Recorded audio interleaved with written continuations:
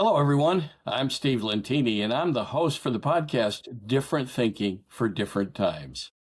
And I got to tell you, my guest today is going to have you thinking differently and/or endorse what you've been doing. He might have you feel like, wow, I'm glad I've been doing this. And I'm gonna go into what he does. His name is Walter Green. So welcome, Walter. And he's the author of This Is the Moment, which was a New York Times bestseller. And he's got another great story coming out, The Gratitude Express. And it's in line with his movement that he's the founder of, Say It Now. So without further ado, Walter Green. Hello. Thank you very much. Appreciate being here. Without further ado, I'm introducing you to Walter Green. Thank you Walter. very much. Thank you, Steve. Pleasure to be here. You're welcome. So tell us about, well, you start where you'd like to. Give us a trail of the journey. Well, it's only been 7 decades, so let me see if I can walk through that history quickly. Lived in a lot of different homes. Don't need to go into the explanation, but growing up, rarely lived more than a year or two in one home, so I never had any real friends. So it wasn't until I should point out one other thing. My father had a heart attack when I was 11 and went off to be a freshman at college, got a call on Thanksgiving. He had passed away that day. So, so I had two things. One is life is fluid and life is unpredictable. And it wasn't until really I got married and settled down in my late 20s. But it was actually I was 50 years old before I had any long-term friends. So I had really missed it when I was growing up. And so for my 50th birthday, I decided what I wanted to do. I lived in the New York area, and I said, I'd like to have these 5 friends come together, bring their spouses, I'll bring my family. And so for a whole weekend, I entertained them. But the most important part of the 50th birthday celebration was the initial reception when I expressed to each one of them how important it had been in my life. And that was really the first iteration of what it felt like to express gratitude. It's one thing to feel gratitude. It's another thing to express gratitude. And it was magnified by the fact that I did it in public. I didn't do it privately. That also added to the meaning. So that was a wonderful occasion. And then not too long thereafter, I probably remember Tim Russert. He was the Meet to Press moderator. He had a heart attack in his face and he died. Mm-hmm. At his funeral, there were probably 1,500 people, and there were past presidents and astronauts and celebrities. They got up and paid such extraordinary tributes to Tim. Mm-hmm. I thought, wow, how sweet. And then I realized he really never heard any of those. Mm-hmm.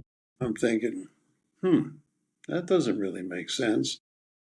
Then I kind of ran into books other people would run into, Tuesdays with Morrie, where professor got very authentic in his last year, knowing it was going to be his last year. And so his student came and got to know what life is about. There's a real urgency to it. There was another book called Chasing Daylight, where the chairman of a big 8 accounting firm had 4 months to live, and he decided he would somehow try and go to his Rolodex at the time and figure out who had been more important, most important, and see if he could reach out to them. Mm-hmm. And a couple other books. And so there was a real urgency to these people when they knew they were going to die, that they kind of want to reach out and kind of make that contact. And I thought, that really doesn't make any sense. Talk about doing things differently. If we were creating the universe, would we say, hey, listen, we're going to have a practice. The practice is going to be, let's wait till the person dies, and then we'll stand up in front and pay tribute to him. Or if he knows he's going to have a couple months to go, let him do some real work and reach. I mean, the whole thing is lunacy. So for my 70th birthday, this is picking up the pace a little bit. Mm-hmm. My wife asked me what gift I would like, and I said, I don't want to be Tuesdays with Maury. I don't want to be Tim Russer in terms of their final days.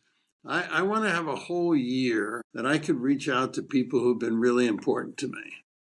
And she said, if that's what you want, you should take the gift. And so for the next year, I visited Canada, Mexico, Kenya, a lot of places in the United States. Sat down with 44 people who had made a difference in my life, and I got a chance in a personal visit to tell each of them what they had meant to me. It was an extraordinary experience. Yeah. And as it turned out, my wife was having lunch with an acquaintance and happened to tell her about my journey. She said, I'd like to hear it from him. Mm-hmm. And she turned out to be the editor of the Hay House and a major publisher of self-improvement and contract to write the book called This Is the Moment, How One Man's Year-Long Journey Captured the Extraordinary Power of Gratitude. And so really from that book and the speaking I did after that, I was waiting for some learning that showed, this has been around for a long time. People have been talking about this. Steve, it's been silent. Never heard anybody commit themselves to changing the way we pay tribute to people. And so, the COVID came and I thought, well, maybe that's going to derail me. But then I realized that really created some other opportunities for group tributes. So almost 4 years ago, said, you know what, this is such a powerful message. I committed myself personally to found the Say It Now movement, which has now been taught in over 80,000 schools in 85 countries around the world. Wow, that's great. Yeah, so that's a whole story about why we chose younger people to have as a major strategic initiative. But in addition to that, I had a documentary get released on November 15th, and that was just 6 weeks ago. It's been viewed almost 600,000 times in the last 6 weeks. And to me, that's an evidence of the power of the message. It is unbelievable. And we can talk about why it is so powerful, but to me, the message is extraordinary. So most recently wanted to have my first book was a little bit like, how did I come up with the idea? Who did I speak to? What did I tell them? Okay, now it's your chance. Think about your life. Who might you do it with? And I had read a couple books that were very short books, but they were stories.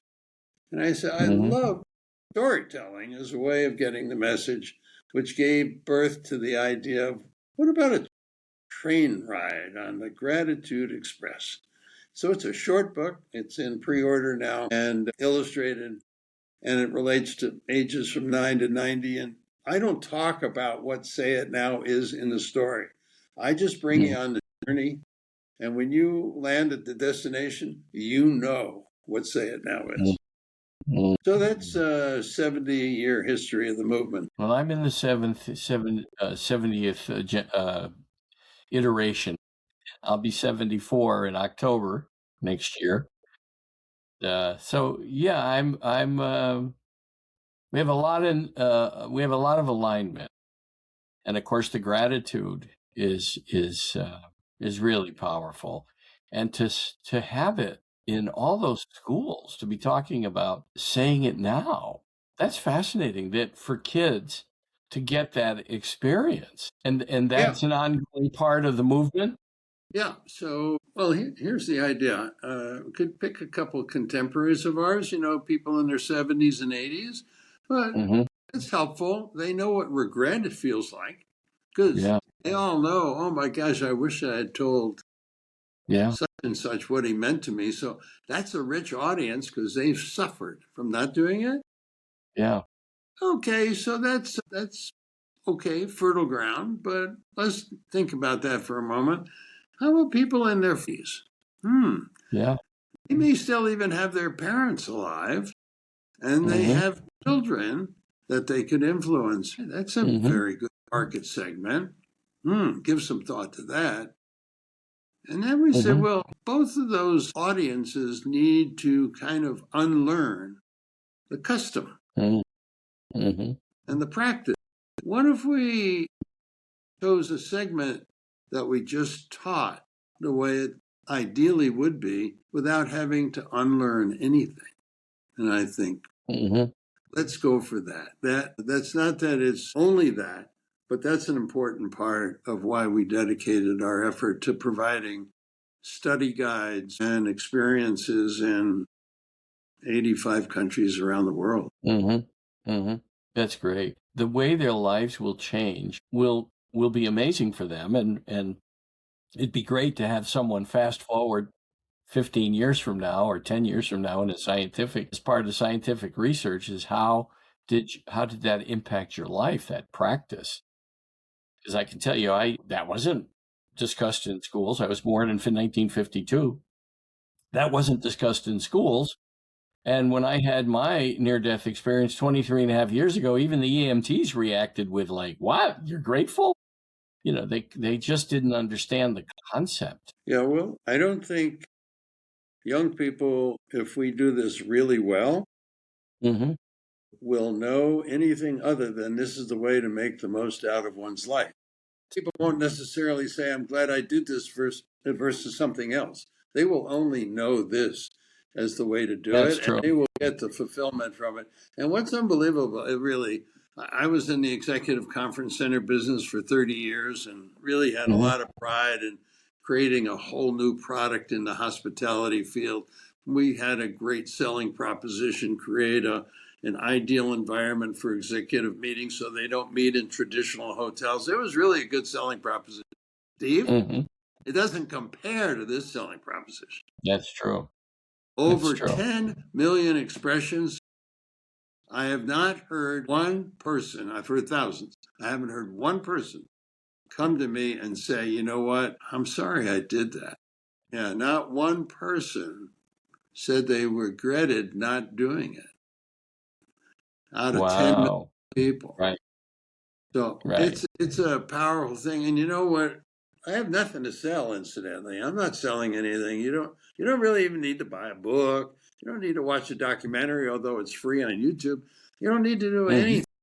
And the act of saying it now is free. It doesn't cost anything.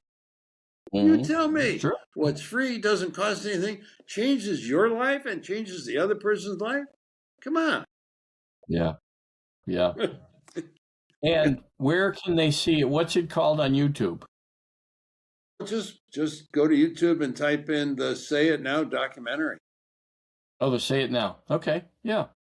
Say It Now documentary. I want people to be able to see that. It's about 45 minutes, and there's some other lessons in there about how I reached out. A teenager reached out to me when I was 62, and how it began a 25-year relationship that evolved into joining efforts on the Say It Now movement. So there's other things besides just the Say It Now story that somebody could get from the documentary. That's great.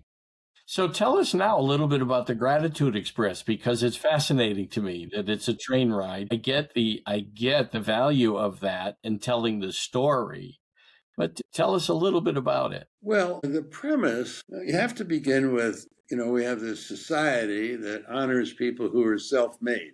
Right? The fact is, any reflection of any honesty about somebody's life, I have not really met anybody yet that was self-made. That's the premise, right? So the premise is, okay, somebody along the way made a difference. Yeah. Now the question is, you've made a difference in others' lives, and others have made a difference in your life. Now, premise number 2, you typically do not know when you've impacted somebody else's life. Say that again. You do not know when you've impacted somebody else's life. Premise number Very 2. True. Mm-hmm. No argument there. So no argument with nobody's self-made, right? You never know when you help anybody. Most of us, and I would say most of the people we hang out with, premise number 3, want to know that our life mattered. Why would you be doing podcasts for 7 years, trying to help people do things differently. If your goal wasn't to try and enrich other people's lives, both people you know and people you never meet. So we want to know that our lives mattered. Okay, well, we have a problem. Yeah, nobody's arguing with that, right? Now we have a problem. The only way we can put these three principles together is first to acknowledge we're not self-made. I got it. There are people that made a difference, and I am going to reach out to those people and communicate the impact they had in my life. If you don't do that, they will never know. And you get to die with the regret for having never spoken to them while they're alive. Gratitude Express brings that story to life. One stop at a time. One train station. Exactly. One stop at a time. Well, in my near-death experience, I realized how many lives I had touched because the only thing that flashed before me in my life review was all the lives I had touched. And to your point, when you said most people don't realize that they've made a difference. And then there's the other side of it where most people don't reach out to those people that have made a difference and express the gratitude until it's too late or they're gone, like in Tim Russard's case. I was most amazed about that, reflecting back after I survived and was back in intensive care over the next, like I said, I was in the hospital 60 days straight, 55 after that event, and then another 40 out of the next 60 days. But the most amazing thing that I was able to reflect on was how many lives I had touched, and that I didn't realize it, that even smiling at someone could make a difference in life. But it also connected the reasons that $24,000 came in the mail, and that the hospital receptionist, she would buzz me about once a week and say, "Are you sure you're not famous?" "No, I'm not famous." I said, "Why?" Especially the first time. But we would have a chuckle on it every other time she asked me. She'd ring my room. But the first time she did, I said, "No, I'm not famous." I said, "Why?" She said, "Because so many people are reaching out to hear about what room you're in, how well what are you doing? What's the update?" She said, "I'm convinced you're famous and you're just hiding out." I said, "I can assure you, I'm not." And so that's the other thing, is that people did, knowing, funny, because they heard that I flatlined. The word of mouth express is pretty quick, and they were reaching out after, to your point, right? Steve, we're so grateful. Thank you that thank you for all you did. Thank you for this or that you made it. I mean, yeah, so two things I'd build on there. One is that I think to a large extent, young people, middle-aged, older people have learned, when somebody opens a door, you say thank you, or when you get a gift, you say thank you, or if somebody buys you dinner, you say thank you. Yeah, that's not my story. It's a part of the gratitude umbrella in the largest sense. But I think that's a custom that's been reasonably well perfected over the years. Yeah. Mine, and I want to be really explicit about this, and as gracious and as heartwarming, is a story about giving a thing to somebody. The focus is a little deeper in the sense that could have been something that changed his life. But most of the things that I suggest that we articulate are the things that really impacted our life. Somebody who helped us maybe in an early job where we were totally lost, or, you were really, your admirers were really lucky. They got a second chance. Most of the time, in your condition, you don't.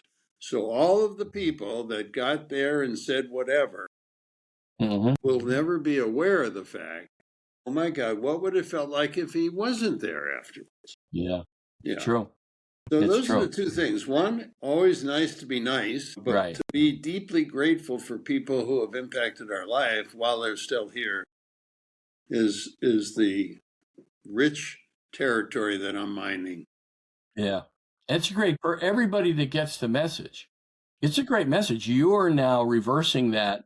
You're enlightening people about the idea of let's say thank you now. Let's say what we're grateful for. Let's speak with gratitude to the people that have poured into our lives, that have made a difference. Yeah, that's it. It's a great movement. So anything else you'd like to leave people with? Well, and anything else you add as well? Yeah, so I guess the question would be why would someone my age be trying to move the needle of gratitude on a global basis? Mm-hmm. Most of my work over the years has been with small groups, done a lot of mentoring of young men and young women, and in the conference business was always small groups. I am so excited that I'm now working literally with tens of thousands, hundreds of thousands, millions actually. And when you say 10 million expressions of gratitude, not only are those people enriched, but they're also enriching 10 million other people. So there's like 20. My hope is that we can really, that I've kind of lit this fire. And I know that everybody who acts on it will be rewarded and the recipient will be rewarded. So that's why I hope the listener who's paying attention today would say, who is it in my life that's really made a difference? And the question I did before I took my journey that ended up with 44 people is I took out a legal pad. It was one of these things, I still do it. Wrote on top the question, what difference did this person really make in my life? That's it. Over the whole year, I never changed the question, and then I would put bullet points down. And then when I was done, I'd say, you know what? I've got to go talk to that person. Did I ever have an idea that all these people had contributed so much? No, but I became very conscious when I went through that experience.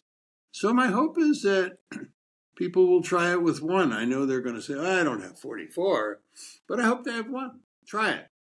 And my hope in the long run is, do you know what the expression pay it forward means? Yeah. Well, my hope is in a few years, say it now will become as commonplace as pay it forward. Yeah. Yeah. I agree. I would love to see that as well. So and please let me know at some point how I can help you here on Staten Island. Maybe we get you into New York City schools if you're not already. Yeah, we're in. Thank you very much. We're all over the country. As a matter of fact, there's now a national Say It Now Day. We were one of 20 out of 30,000 applications that we just finished on December 17th. That was 12 days ago. National Say It Now Day, where I was connected to 106 schools, 28 states, and Canada, 7 provinces, and UK, and as far away as India. And we put on a program for over 3,000 kids so they would once again get the message of Say It Now. So the point is you don't have to wait for a Say It Now day. As a matter of fact, you don't wait for Thanksgiving. You don't have to wait for a birthday. You don't have to wait for Christmas. Every day is a day that you could say it now. Yeah. Well, and to Walter's point, everybody who's listening, make the list. Make the list. And then reach out and share what you're grateful for and how they changed your life and what you appreciate about them. Gratitude is not just about being grateful for all the things we have, because this is Western society. It's about the people that made a difference in our life. It might be 25 years ago, some teacher admonished you about something you did or you were about to do, and you now realize that person just stopping you in the moment made a big difference in your life. It's to reflect on all the people that changed the course of your life. Steve, you raised another point, and that is some people are more comfortable doing it a certain way. So I know people have written 17 letters to people. They didn't do the personal visit. Other people are more comfortable. You could do a video. Writing a note or a video, yeah. You could you could go visit, which I did also. So it doesn't matter how; it Mm-hmm. matters now. That's a great point. I'll reinforce that. It doesn't matter how. Do it now. It matters now. That's the message to get. And it's not religious, right? You don't have an imam or a priest or a rabbi telling you, go appreciate everybody. That's a great message.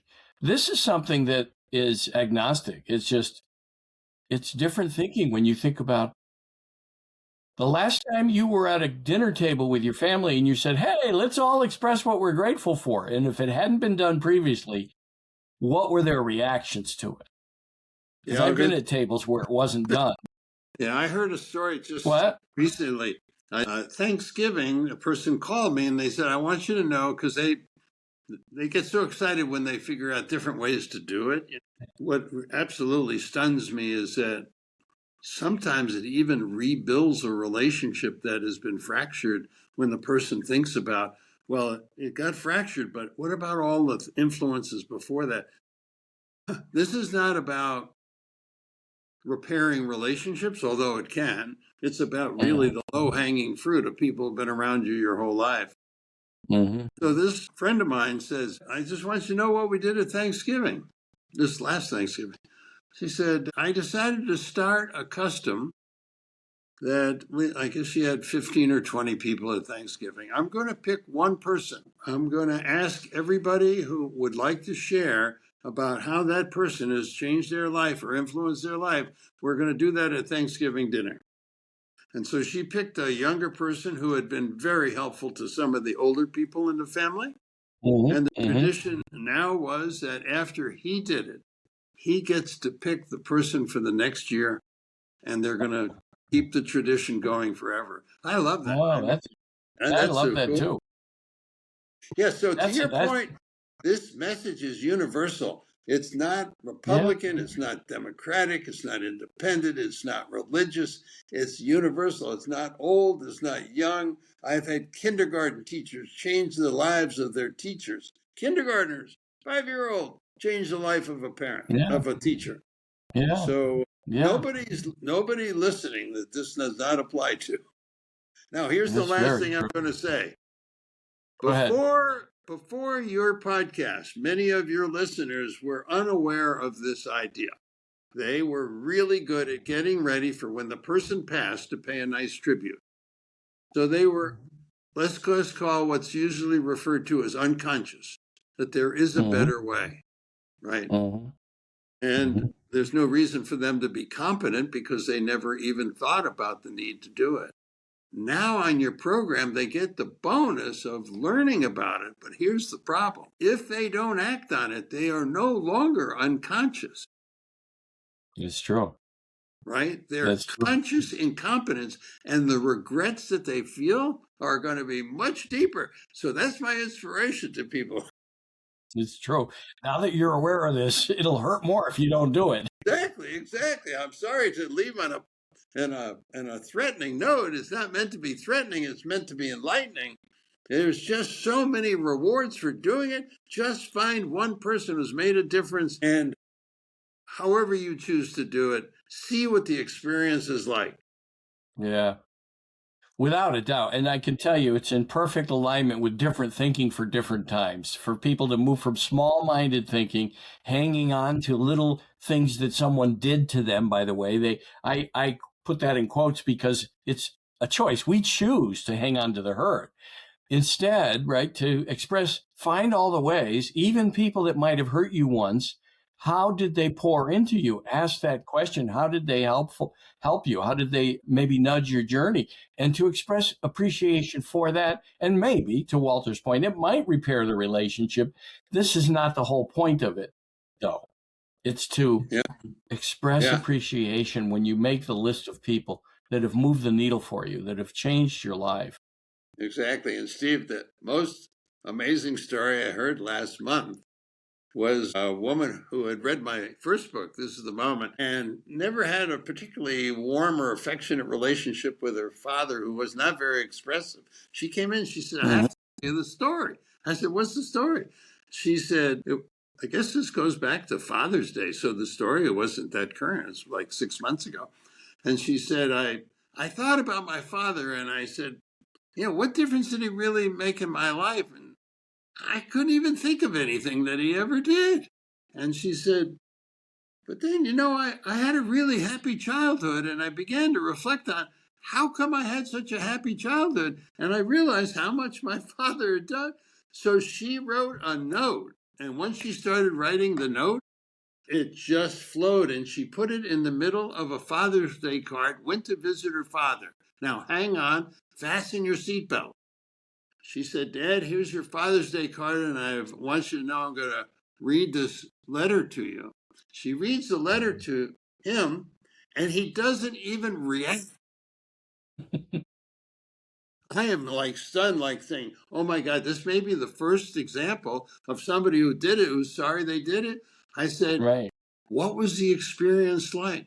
She said, it was one of the best days of my life. I said, why? She said, I got to tell him all of the things I wanted to tell him about how important. And his response was not even necessary. She said, I would have loved, of course, for him to say, well, thank you. She said, it was such a remarkable experience because I know when he goes, I would have never had the opportunity. How about that for a message? Yeah, that's a great message. Well, that's also a message in alignment with expanded thinking, right? From small-minded thinking to limitless thinking is the idea of say what you know and tangibly know to be true, and appreciating others, and let go of the attachment to a response.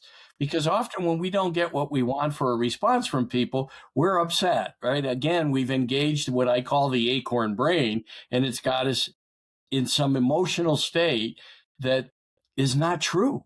It's not true. When we can let go of what we expect from others and just appreciate them, that's expanded thinking. That's more like what created a limitless universe. All right, so Walter, is there a way people can get in touch with you? Well, the best if they'd way like to? is just go to the website, just say it now. Tell us what the website is.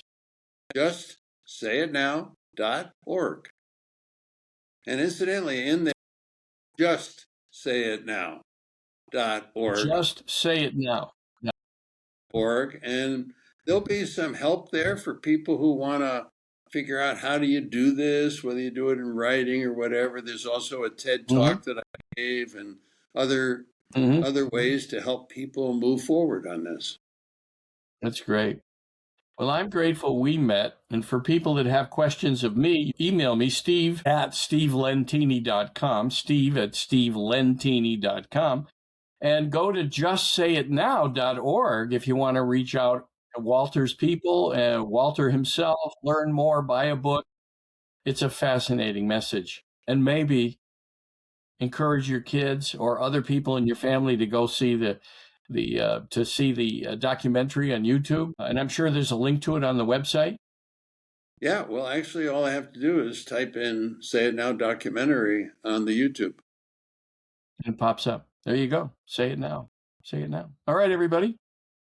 Happy New Year to my listeners. Happy New Year to you, Walter. And I'm grateful we met. The universe certainly has a sense of humor because we met for a reason, without a doubt. Thank you very much. I appreciate it. Thank you, Walter. You're welcome. You're welcome. Bye.